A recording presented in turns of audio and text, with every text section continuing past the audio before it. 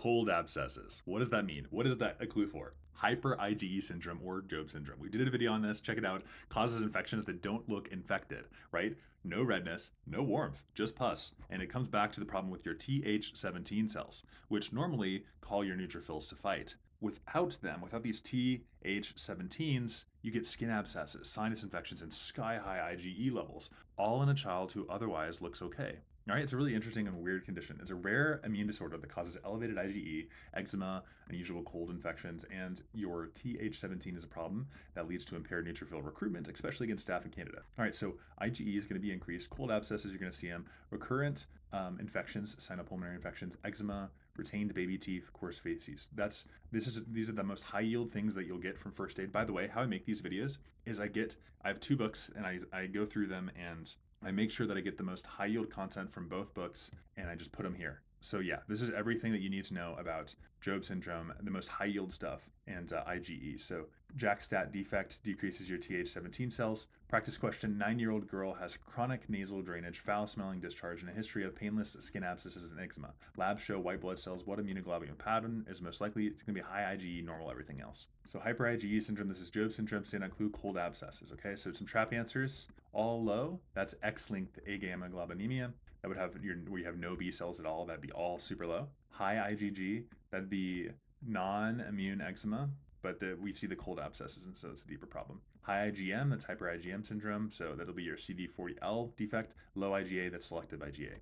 So the 3 ways that you can ensure that you never miss a question like this again. 1, recognition of Hyper IgE syndrome as Job's. You have to recognize what this is. What's the triad? Eczema, skin abscess, recurrent sinopulmonary infections. Because they have multiple skin abscess and the atopic dermatitis, that's going to suggest an underlying immunodeficiency. That's step 1. You got to see that. What is that triad? Eczema, skin abscesses, and recurrent sinopulmonary infections. 2, understand the role of Th17 in all of this. What's the impact of Th17?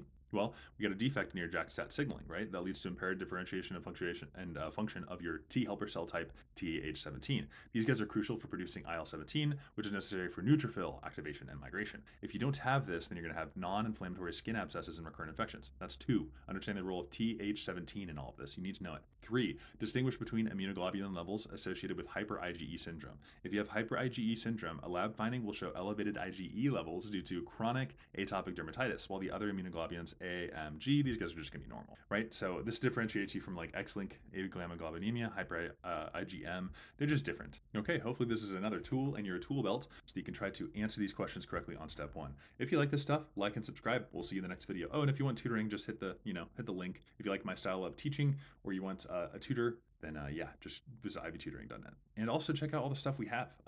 Some of it's free, just Chrome extensions, cool websites are coming up. Like and subscribe if you want more content. Not only are we building just step 1 prep resources here, but also just awesome medical resources for the first 4 years of medicine. I want to just democratize the medical school learning process, use tools with artificial intelligence to bring this to you, make sure we get all of the best insights from all of the best books coming together here, and that's what we're trying to do here. So please, I know we're not perfect, leave some feedback. Always trying to improve, and we'll see you guys in the next video. Adios.